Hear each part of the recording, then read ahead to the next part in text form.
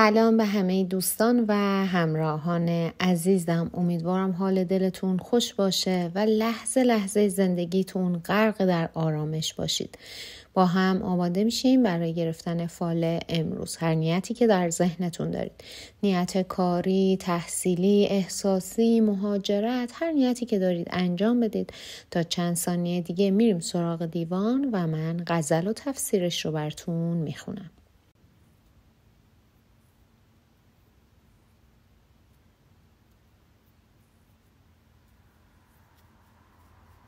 خب دوستان، اگر نیتاتون رو انجام دادین با هم ببینیم حافظ امروز چه توصیه‌ای برای ما دارن. ای دل آن دم که خراب از می گلگون باشی، بی زر و گنج به 100 حشمت قارون باشی.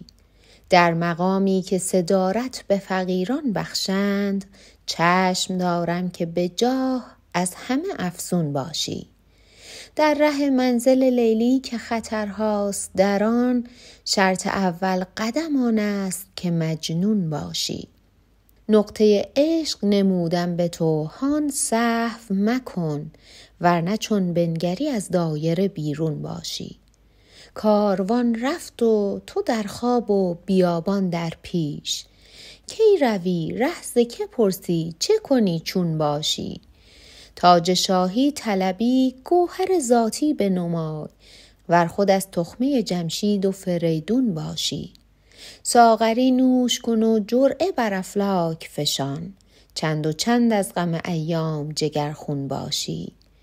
حافظ از فقر مکن ناله که گر شعرین است، هیچ خوشدل نپسندد که تو محزون باشی.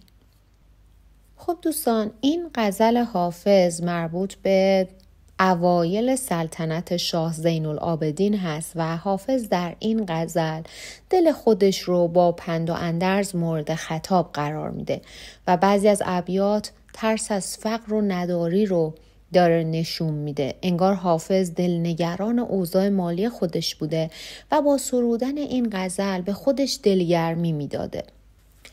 اما در تفسیر این غزل حافظ برای رسیدن به اهدافتون و فکرهایی که در سرتون هست توصیه ها و هشدارهایی براتون داره. از دنیا پرستی و ثروت اندوزی دوری بکنید.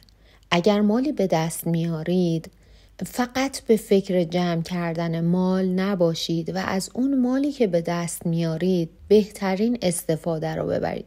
در برابر مشکلات صبور باشید. غم، غصه و حسرت رو از زندگیتون دور بکنید و سعی کنید با مشکلات به یک روش منطقی برخورد بکنید.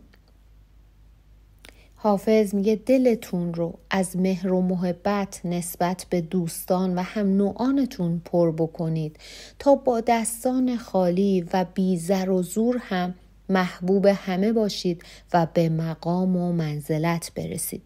اگر قصد عاشقی دارید بدونید که در راه عشق باید مثل مجنون باشید و از هیچ خطری نترسید و ناامید نشید تا به مقصد و مقصودتون برسید. حافظ بهتون توصیه میکنه که اطرافیانتون رو به خوبی بشناسید و اون موقع بعد از اینکه شناخت به دست آوردید دربارشون تصمیم بگیرید و اگر قرار هست در راهی قدم بذارید اون زمان که اطرافیانتون رو شناختید راهتون رو انتخاب بکنید.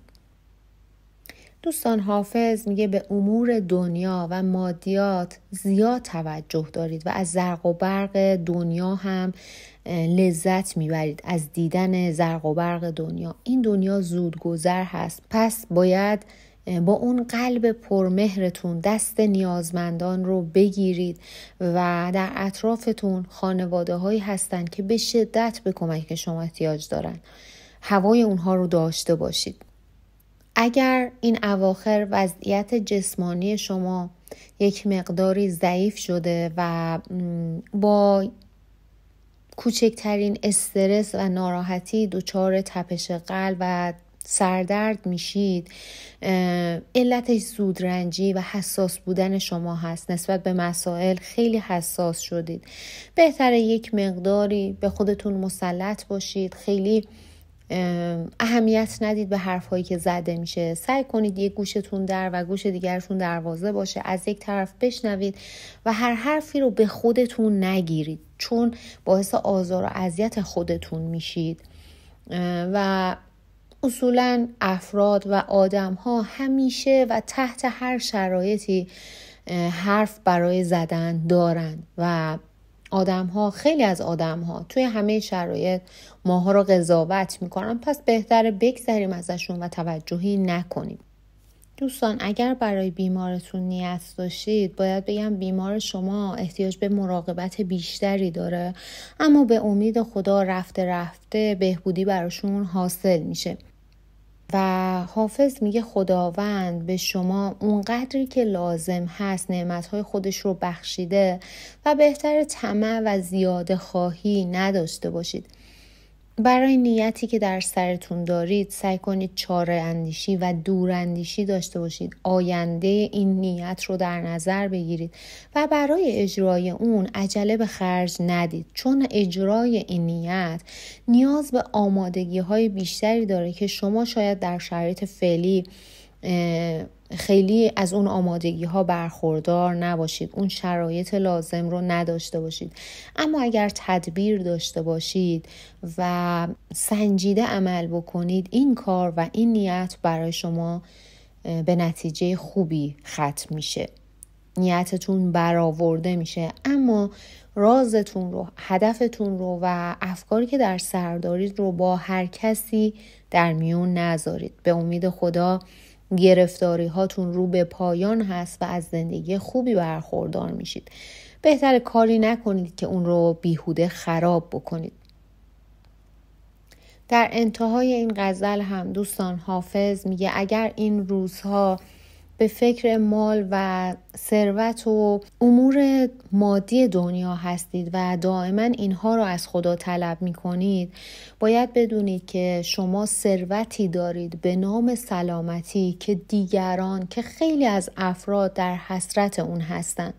قدرش رو بدونید و به خاطر این نعمت بزرگ شکر خدا رو به جا بیارید. اگر میخواید به هدفتون برسید، از خواب غفلت بیدار بشید، همت بکنید و با اراده و مصمم قدم بردارید. برای رسیدن به مقصدتون باید خطرها رو به جون بخرید.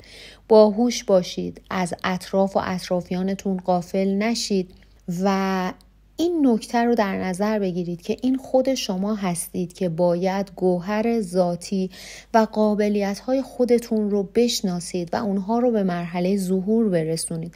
از اونها استفاده بکنید و سعی کنید در راهی که در پیش دارید به تکامل روحتون بپردازید. حرص ایام، حرص مادیات رو از خودتون دور بکنید تا ببینید این دنیا چیزهای دیگه‌ای هم برای به دست آوردن داره و راه رو برای شما باز و روشن و هموار میکنه. دوستان عزیزم، امیدوارم بهترین های خداوند در انتظارتون باشه و براتون رقم بخوره. ازتون ممنونم که امروز هم وقتتون رو در اختیار من گذاشتید و با من همراه بودید. اگر این چنل ذره‌ای به خوب شدن حالتون کمک میکنه، فارغ از این که فالی که گرفته میشه با نیت شما مرتبط بوده یا نه، و از اونجایی که این چنل متعلق به شما عزیزان هست، بهترین و راحت ترین کاری که میتونید بکنید تا به من انگیزه و انرژی مضاعف بدید اینه که ویدیوها رو لایک بکنید، چنل رو سابسکرایب بکنید، کامنت انگلیسی بذارید که سابا نریزه و چنل رو به دوستاتون، عزیزانتون و هر کسی که دوستش دارید معرفی بکنید. این کار شما خیلی خیلی برای من با ارزشه و باعث رشد چشمگیر چنل میشه. ازتون ممنونم و به خدای بزرگ میسپارمتون.